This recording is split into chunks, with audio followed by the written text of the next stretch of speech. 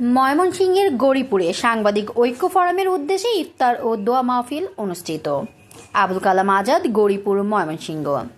গৌরীপুর সাংবাদিক ঐক্য ফোরামের উদ্যোগে পবিত্র মাহে রমজান উপলক্ষে দোয়া ও ইফতার মাহফিল 2026 অনুষ্ঠিত। সাংবাদিক ঐক্য ফোরামের অস্থায়ী কার্যালয়ে কালীপুর কৃষি ব্যাংক সংলগ্ন আয়োজিত এই অনুষ্ঠানে স্থানীয় গণমাধ্যম কর্মী, সুধীজন ও বিভিন্ন শ্রেণী পেশার ব্যক্তিবর্গ উপস্থিত ছিলেন। অনুষ্ঠানে দেশ ও জাতির কল্যাণ, সাংবাদিক সমাজের ঐক্য ও পেশাগত উন্নয়ন কামনায় বিশেষ দোয়া পরিচালনা করা হয়। ইফতার পূর্ব মুহূর্তে সংক্ষিপ্ত আলোচনা সভায় বক্তারা বলেন, সাংবাদিকদের মধ্যে পারস্পরিক সহযোগিতা ও ঐক্য আরও জোরদার করতে এ ধরনের আয়োজন গুরুত্বপূর্ণ ভূমিকা রাখে।